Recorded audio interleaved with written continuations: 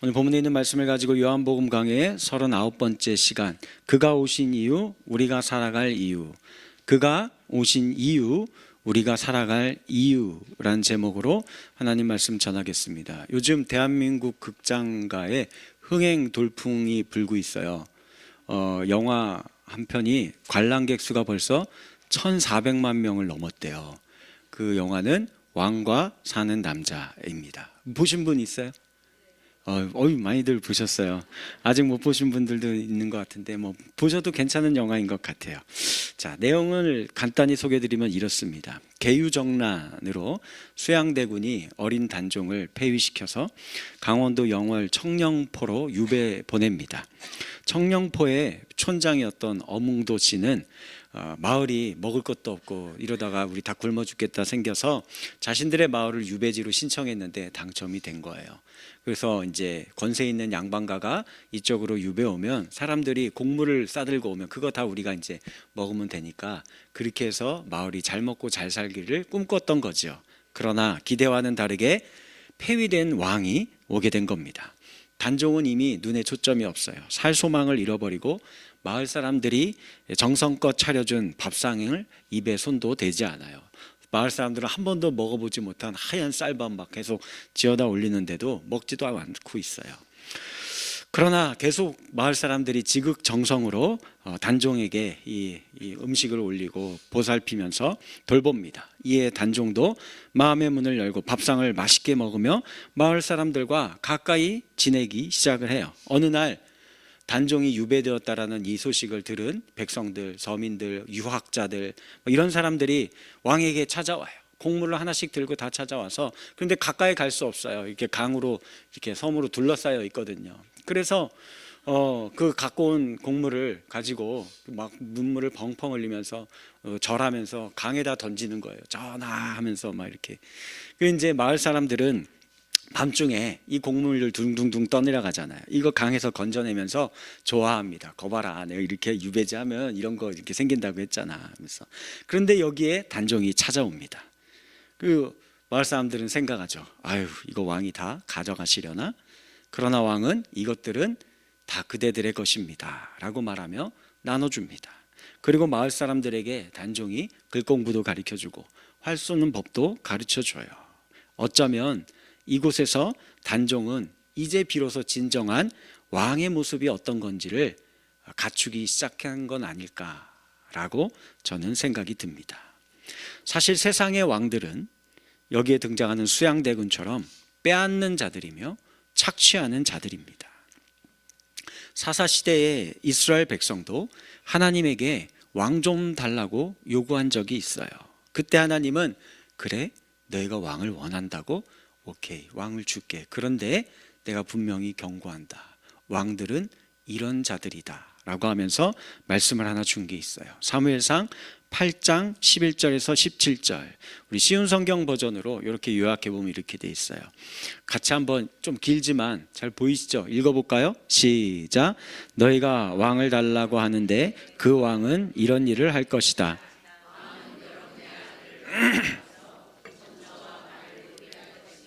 너희들의 딸을 빼앗아 가서 향료를 만들게 하거나 왕이 먹을 음식을 만들게 할 것이다. 또한 왕은 너희들의 제일 좋은 밭과 포도원을 빼앗아 갈 것이며 거둔 곡식과 포도의 10분의 1을 가져갈 것이다. 너희들의 남종과 여종도 빼앗아 가며 소와 나귀도 빼앗아 갈 것이며 그리고 너희들은 스스로 왕의 종이 될 것이다. 그래도 너희들 왕을 원하느냐? 네, 주세요. 그래서 왕이 생긴 첫 왕이 누구예요? 사울왕이었어요. 우리는 그동안, 지금도 마찬가지고 지금까지 인류의 역사를 보셔도요, 왕과 지도자들은, 리더자들을 많이 경험했잖아요. 원래 다 이런 건 줄 알았어요. 그렇죠? 그들의 권력과 권세를 가지고 왕들은 우리가 왕들에게 바쳐야 되고 그들은 착취하며 빼앗는 자들이라고 생각을 했습니다. 그래서 사실 솔직히 해봐요. 우리 모두가 다 그 자리를 꿈꿔요. 왕과 같은 인생을 꿈꿉니다. 그걸 위해서 열심히 애쓰며 살아왔어요. 그러나 오늘 본문은 우리에게 틀림없이 이야기해 줍니다. 진정한 왕이란 이런 존재가 아니다. 이거 아니야 라고 우리에게 말씀해 주세요. 아이 목사님, 아니 당신이 지금 읽으라고 한 본문은 목자에 관련된 거를 신구약 성경 읽어놓고서 뭔 뜬금없이 왕 이야기하고 앉았어 라고 저한테 이야기할 수 있는데, 아니에요. 성경에서 목자는 단순히 양들을 치는 목동만 이야기하지 않습니다. 더 많은 경우가 이 목자는 그 나라의 왕이나 리더자들, 지도자들을 가리켜 목자라고 성경은 이야기합니다. 볼까요? 구약성경 야곱 때도 그랬어요. 야곱이 살 날이 얼마 안 남고 자신의 자녀들을 축복 기도해 줘요. 그때 요셉의 자손들을 기도해 줄 때 너희 후손 가운데에서 백성들을 다스릴 목자가 나타나게 될 거다 기도해 줘요. 그게 무슨 말이에요? 지도자가 너희 가문에서 나온다라는 이야기죠. 모세도 마찬가지입니다. 그가 이스라엘 백성들은 가나안 땅에 들어가는데 자신은 못 들어간다라는 것을 알게 됐어요. 그래서 하나님 앞에 기도합니다. 하나님, 저는 못 가도 상관없는데 이들이 목자 없는 양과 같이 저곳에 가는 거는 그거는 아니지 않습니까? 그러니 하나님, 리더 목자 한 명을 세워주세요. 기도해요. 그렇게 해서 세워진 사람이 누구예요? 여호수아를 하나님이 세워줘요. 지도자, 리더자를 세워준 거예요. 또 다윗도 마찬가지예요. 그가 인구조사하는 죄를 범한 적이 있어요. 하나님의 천사가 나타나서 전염병으로 백성들을 칩니다. 그때 다윗이 기도해요. 하나님, 나는 범죄였지만 이 양무리들은 무엇을 하였습니까? 저들을 치지 말고 나와 내 아비의 집을 치소서. 이 말이 뭘 의미합니까? 백성들은 양이고 자기가 목자라는 거죠. 자기가 잘못한 거라고 이야기하는 거예요. 그리고 오늘 읽은 우리 구약성경 본문 에스겔서 34장 전체는 이 이야기를 합니다. 목자에 대한 이야기인데 그게 이스라엘의 왕과 지도자들이 잘못하고 있는 것에 대해서 책망하는 말씀이에요. 다시 한번 우리 본문 읽어볼까요? 에스겔서 34장 2절에서 4절 말씀 시작. 인자야, 너는 이스라엘 목자에게 예언하라.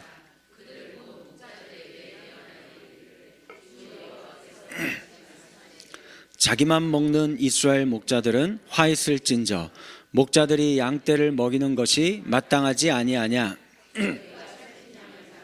그 기름을 먹으며 그 털을 입되 양떼는 먹이지 아니하는도다. 너희가 그 연약한 자를 강하게 아니하며 병든 자를 고치지 아니하며 상한 자를 싸매주지 아니하며 쫓기는 자를 돌아오게 하지 아니하며 잃어버린 자를 찾지 아니하고 다만 포악으로 그것들을 다스렸도다. 그들은 자기만 먹는 목자라는 거예요. 이 기존 세상의 그 왕들의 모습이죠.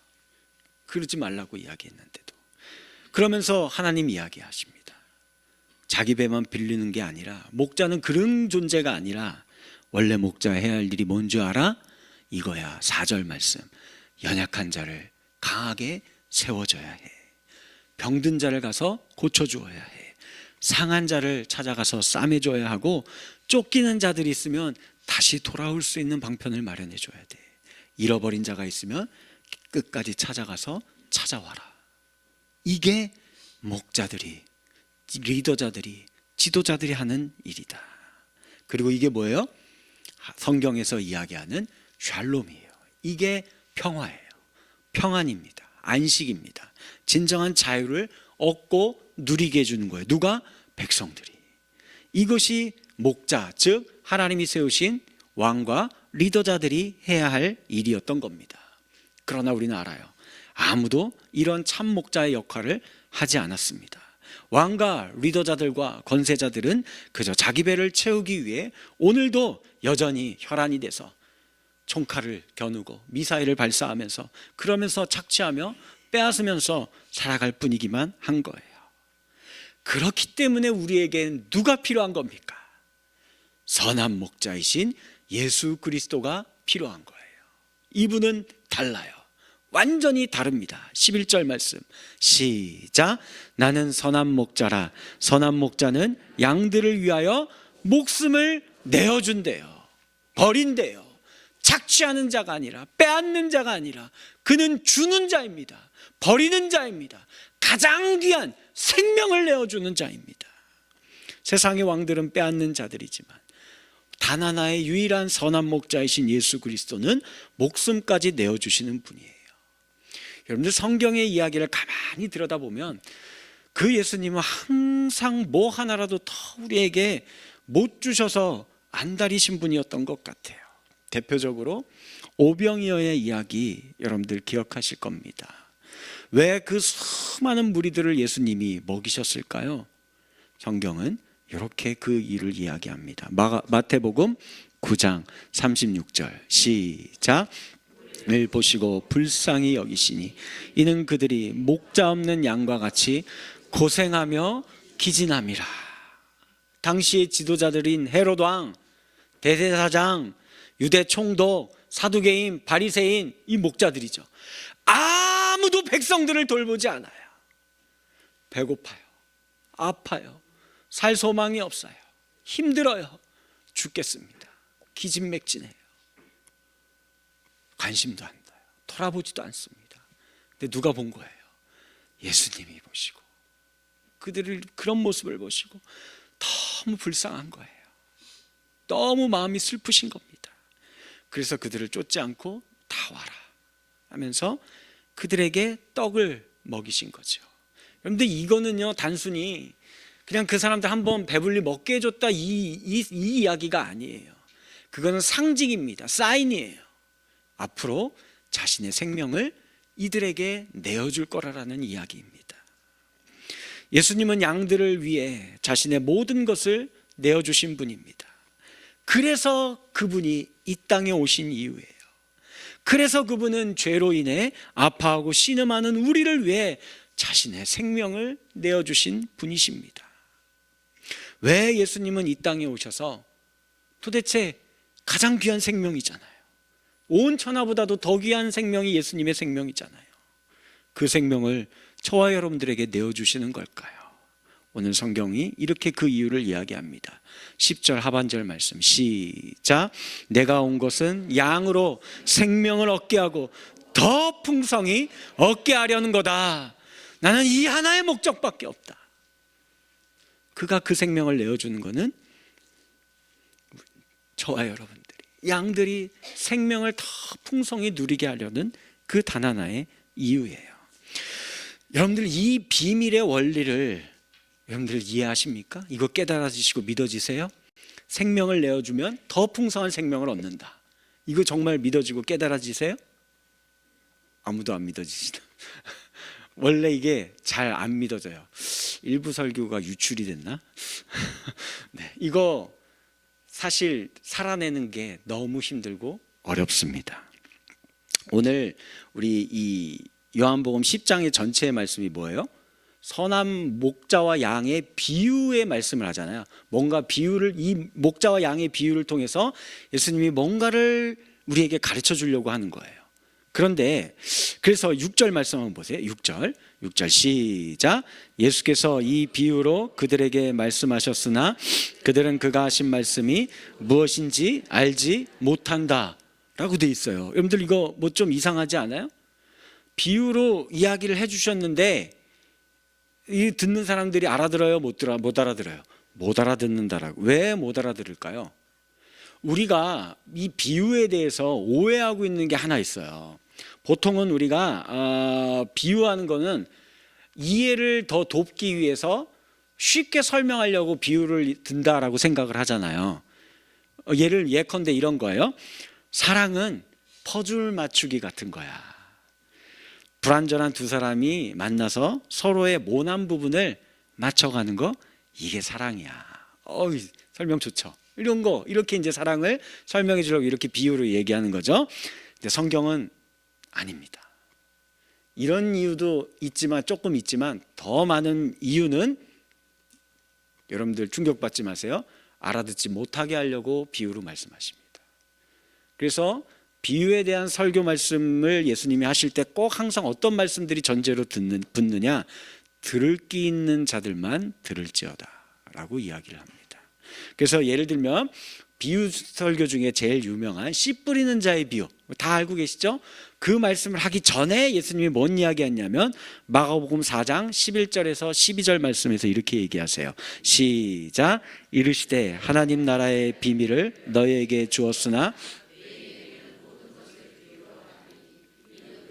보기는 보아도 알지 못하며 듣기는 들어도 깨닫지 못하게 하여 돌이켜 죄사함을 얻지 못하게 하려 하려고 이렇게 비유로 이야기하는 거다. 예수님 이렇게 얘기해요. 깨닫지 못하게 하시려고 비유로 말씀하신다는 거예요. 그러면서 이어지는 말씀, 우리가 잘 알고 있는 씨 뿌리는 자의 비유, 여러분들 요거 잘 깨닫고 계세요? 이게 무슨 말인지? 씨 뿌리는 자의 비유가? 이거 잘 깨닫고 계세요? 한번 잘 생각해 봅시다. 한번 상식적으로 생각해 봐요. 한 농부가 있어요. 씨를 뿌려요. 근데 씨를 어디다 뿌리냐면 4분의 3은 길가에, 4분의 1이 길가고 4분의 1이 또 어디예요? 돌 가득한 돌짝바다에다 뿌리고, 또 나머지 4분의 1은 잡초가 무성한, 가시덤불이 무성한 곳에 뿌려요. 그리고 남은 게 이제 4분의 1 남았잖아요. 요것만 땅이 잘 개간되어 있는 옥토밭에 뿌립니다. 자, 내가 농부예요. 이렇게 씨 뿌리면서 농사하실 분 손 들어보세요. 정신 나간 거죠? 이렇게 농사를 할 사람 아무도 없습니다. 이 미친 짓이에요. 근데 이 미친 짓을 누가 하고 있는 걸까요? 하나님이 하고 계시죠. 하나님이 하고 계시는 거예요. 이 예수님의 생명이 씨예요. 예수님의 생명을 이렇게 허무하게 낭비하듯이 비상식적으로 보이는 것처럼 길가, 돌밭, 가시나무 같은 저와 여러분들에게 계속 뿌려대고 있다는 거예요. 그런데 이 말씀에 더 놀라운 말씀은 무엇인지 아십니까? 그런 비효율적이고 낭비하는 것처럼 보이고 쓸데없는 짓처럼 보이는, 그래서 4분의 1 정도밖에 안 될지라도 그 씨 뿌리는 작업을 통하여서 열매가 맺혀진대요. 근데 열매가 얼마나 맺혀질까요? 30배, 60배, 100배. 와, 이렇게 농사 지을 수 있는 비법을 알고 계시면 여러분들 다 어디 가면 돼요? 가서 농사 지으면 다 대박 나겠네요. 그렇죠? 씨를 뿌린 거에 30배의 열매가 막 맺히고 60배, 100배가 맺힌대요. 대단하죠? 생명의 비밀, 이게 비밀이에요. 아시겠습니까? 생명을 내어주고 내가 썩어지고 내가 피를 흘리고 내가 희생하는, 세상이 보기에는 저게 뭐하는 짓이냐, 저게 무슨 쓸데없는 짓이냐, 저 너무 비효율적이다 하는 이 터무니없어 보이는 이 짓을, 상상도 할 수 없는 이런 일을 하나님은 행하시고 예수의 생명을 우리에게 주시는, 내어주시는 이 일을 하셔서 지금 보세요. 30배, 60배, 100배의 열매가 맺게 하셨다라는 사실입니다.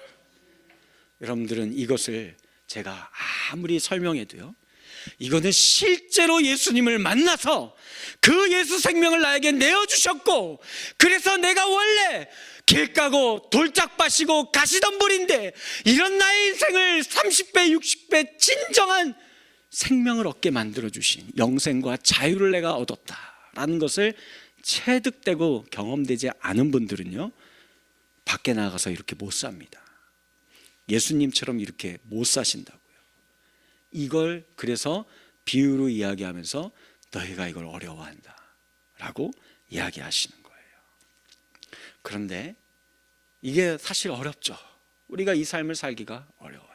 근데 실제로 이 삶을 사셨던 분 계시죠. 많아요. 우리 조선 땅에도 정말 모범이 되는 목사님 여러분들 계신데, 그 중에 한 명, 여러분들도 잘 알고 계시는 손양원 목사님 한번 생각해 봅시다. 1950년 한국전쟁이 발발했을 때 인민군이 계속 내려오죠. 여수까지 내려왔어요. 여수에 뭐가 있어요? 이 손양원 목사님이 목회하고 있는 애양원이 있잖아요. 많은 사람들이 걱정하면서 목사님 도망갑시다, 피난 갑시다 해요. 그런데 목사님은 거부합니다. 이렇게 얘기합니다. 나는 원래 감옥에서 죽었을 사람입니다. 그런데 8.15 해방의 기쁨을 맛보게 하셨고 죽지 않고 산 것만 해도 너무 감사한데, 그런 제가 어찌 애양원 식구들을 놔두고 갈 수 있겠습니까? 며칠 후에 또 한 집사님이 와서, 아유 그래도 목사님 한국교회의 미래를 생각하셔서 애양원 교회도 중요하지만 한국교회의 미래를 생각하셔서 잠시 피난 갑시다 라고 얘기해요. 그러자 목사님이 이야기합니다. 바로 그 점을 짚고 넘어가 봅시다. 한국교회의 일부가 애양원 교회요, 한국 민족의 일부가 애양원 식구들, 이 나환자들 아닙니까? 한 교회의 양떼들을 무시하고 한국교회를 중요시할 수는 없습니다.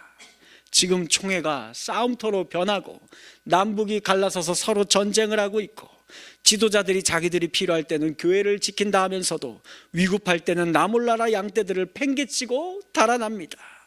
이 난국에 가장 급한 일이 무엇이겠습니까? 양을 먹이던 목자가 내 양떼의 신앙을 돌보아야 할 때가 지금이 아닙니까? 지금은 하나님께 의인의 피와 땀을 흘려야 바쳐야 할 때입니다 라고 얘기해요. 보다 못한 사람이 또 얘기합니다. 그래도 일단 살고 봐야 하는 거 아니겠습니까? 그러자 또 목사님이 이렇게 얘기합니다. 그 말은 참으로 틀린 말입니다. 우리 기독교는 본시 잘 살기 위한 종교가 아니라 그 나라와 그 의를 구하기 위하여 잘 죽기 위한 종교입니다. 꼭 살아서만 복음을 전한다고 생각하지 마세요. 씨가 죽어야 싹이 나듯이 죽어서도 얼마든지 복음을 전할 수 있는 겁니다. 그래서 이후에는 나환자들이 막 강제로 목사님을 배에 태웠어요. 그래도 도로 뛰쳐나오시면서 몸도 성치 않은 나환자들을 버리고 나만 살자고 어디로 피난을 간단 말입니까? 죽어도 같이 죽고 살아도 같이 삽시다. 끝까지 거부하고 결국은 공산군의 손에 잡혀서 구금당하시고 고문당하시다가 결국 총살당하시고 순교하셨죠. 여러분들, 이 죽음이 개죽음입니까? 아니죠. 아닙니다. 이분을 본받아서 그 이후에 후학 목사들이 나도 저런 목사가 돼야겠다, 그렇게 나타난 정말 훌륭한 목사님들 30배, 60배, 100배의 결실을 맺게 됐어요. 사랑으로 인한 자기 비움과 이 생명을 내어주면 또 다른 생명을 얻게 만드는 겁니다. 그래서 오늘 본문의 말씀 17절 이렇게 말씀하고 계세요. 시작. 내가 내 목숨을 버리는 것은 이로 말미암아 아버지께서 나를 사랑하시느니라. 예수님도 이 아버지의 사랑 안에서 자신의 목숨을 버리는 것은 그냥 그걸로 끝내는 거 아니에요. 다시 얻기 위함이라고 말씀합니다. 여러분들도 이 비밀을 깨닫게 되시기를 주님의 이름으로 간절히 축원합니다. 아버지의 풍성한 사랑 안에 거하세요. 그러면 내가 사랑할 대상이 보입니다. 그리고 그를 위해 내 것을 아낌없이 내어주기 시작할 겁니다. 여러분들, 사랑은 눈을 맞추는 거라고 생각이 돼요. 눈 맞추는 겁니다. 눈을 맞추려면 어떻게 할까요? 나를 낮춰야지요. 나를 비워야 합니다. 나를 죽여야 합니다. 내 눈높이까지, 내 위치까지 올라와라. 그러면 사랑해 줄게. 그건 사랑이 아니지요. 생각해 봐요. 부모가 진정으로 자녀를 사랑하기에 아직 어린 자녀 있잖아요. 그렇죠? 예를 들면 우리 지우 지금 있는데 이게 뻘뻘 기어다니고 똥오줌 막 싸고 그런 아이인데 부모님들 어떻게 사랑해줘요? 그 아이 눈높이까지 내려가죠. 그래서 그 아이의 눈 맞춰주고 닦아주고 싸매주고 입혀주고 이거 하는 거예요. 그게 진짜 사랑이죠. 그런데 어느 순간 이 부모가 욕심이 들어가요. 그래서 자녀들에게 내 눈높이 기준까지 너 올라와라 라고 하는 거예요. 그거 사랑 아닙니다. 그리고 거기에는 그렇게 하면은 아무런 열매도 맺을 수 없습니다. 한 가지만 더 살펴봅시다. 우리가 어떻게 하면 예수님처럼 자신을 내어주며 사는 왕 같은 제사장 혹은 참된 목자의 삶을 살 수 있을까요? 오늘 본문의 말씀 읽진 않았지만 계시록 34장 8절 말씀입니다. 우리 같이 한번 읽어볼까요? 시작.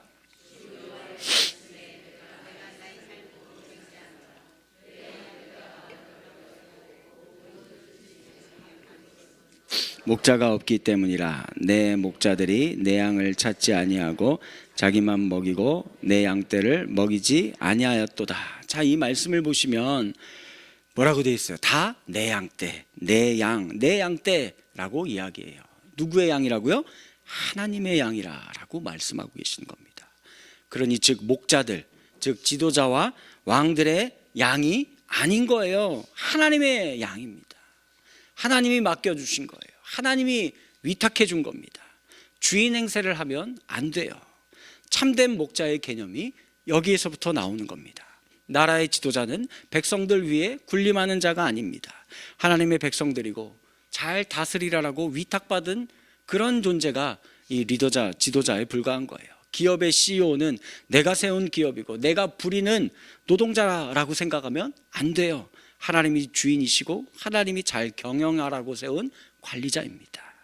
가정에 주신 자녀들도 마찬가지예요. 부모의 소유가 아닙니다. 하나님이 주신 선물입니다. 하나님처럼 사랑으로 양육해야만 하는 것이지요. 교회의 목사도 마찬가지입니다. 교회와 성도가 목사의 것 아니에요. 하나님이 잘 목양하라고 보내주신 하나님의 양들입니다. 그렇기 때문에 누구든지 자기에게 주어진 것은 이건 내 것 아니에요. 위탁받은 겁니다. 대여받은 것이지 결코 자기 것이 아니라는 사실을 알고 계셔야 돼요. 다 돌려주어야 합니다. 모든 지도자들은 자기에게 주어진 것들은 대여된 거라는 사실을 기억해야만 할 겁니다. 왜일까요? 에스겔서 34장 11절 말씀 같이 읽을까요? 시작. 주 여호와께서 이같이 말씀하셨느니라. 나 곧 내가 누굴 찾아요? 내 양을 찾고 또 찾을 거다. 그날이 올 거다.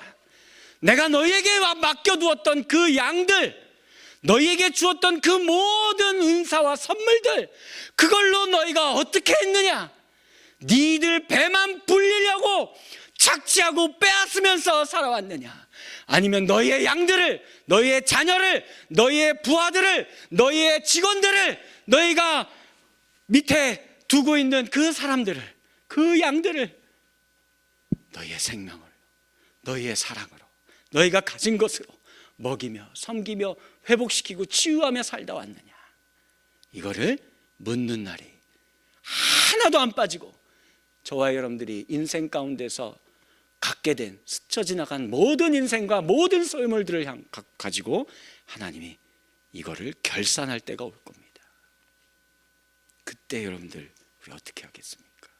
하나님은 기필코 자신의 것을 다 찾아가시는 분입니다. 그러니 저와 여러분들은 이 의식을 가지고 이 내 것이 아니구나. 하나님이 나에게 맡겨주신 것이구나. 그리고 그 하나님은 이미 나에게, 이런 나에게 예수 생명으로 가득 채워주셨구나 하면은 이제는 우리가 진정으로 사랑하고 내가 썩어져야 되고 내가 심겨져야 되고 내가 헌신해야 할 대상과 공간이 보이기 시작합니다. 간호사분들은 어떻게 할까요? 환자들이 있을 때 내가 밤중에 한 번이라도 더 저 환자가 좀 힘들어하는 것 같은데 가서 열 체크하고 혈압 재주고 그를 한 번이라도 더 입을 달 덮어주며 돌봐주는 겁니다. 교사들은 어떻게 하는 겁니까? 우리 반의 학급의 학생 중에서 누가 힘들어하고 있고 혼자 눈물 흘리고 있는 친구는 없는지 계속 관심 갖고 연락하고 하는 것이죠. 부모는 어떻게 하는 거예요? 나에게 주신 자녀들이 내 것이 아니에요. 내 자녀들을 하나님이 주신 자녀로 알고 사랑하면서 섬기면서 살아가는 거죠. 내 사업터에 알바생들이 있습니다. 어떻게 해요? 내가 돈 주고 부려먹는 애들이 아니에요. 내 섬김의 대상인 겁니다. 그 알바생들을 사랑으로, 예수 사랑으로 섬기고 내어주고 희생하는 그런 삶을 살아가는 겁니다. 말씀을 맺도록 하겠습니다. 저는 선한 목자가 되고 싶습니다. 그러나 제 안에는 드릴 것이 별로 없는 것 같아요. 제 자신의 몸과 영혼도 건사하지 못하는 연약한 인생입니다. 그래서 저는 필사적으로 기도합니다. 주님, 제가 최소한 빼앗고 착취하는 자는 되지 않게 해주시옵소서. 그러기 위해 항상 낮은 자리에서 눈을 맞을 줄 아는 사람이 되게 해주시옵시고, 나에게 주어진 지식, 건강, 물질, 가족, 이 목사라는 직분, 이 교회, 약물이 된 성도들, 기타 모든 것들이 다 내 것이 아니고 하나님이 잠시 저에게 맡겨두신 것이라는 사실을 잊지 않고 기억하게 하여 주시옵소서. 그리고 하나님이 그 어느 날인가 제어가 이제 그만 되었다 라고 말씀하실 때 제가 하나도 남김없이 다 내려놓고 아버지께로 갈 수 있게 하여 주시옵소서. 기도하며 그저 예수님 따라가려고 합니다. 여기 계신 살아계신 우리 모든 수원구색 평강교회 성도 여러분들이요, 이것이 생명을 내어 줌으로 생명을 더 풍성히 얻는 비밀입니다. 그가 이 땅에 오시니요, 그리고 전에 살던 방식에서 이제는 고쳐져서 우리가 살아갈 이유와 방향성이 어디인지를 오늘 예수 그리스도를 통해서 다시 발견하며 나아갈 수 있는 저와 여러분들이 되어지기를 주님의 이름으로 간절히 축원합니다.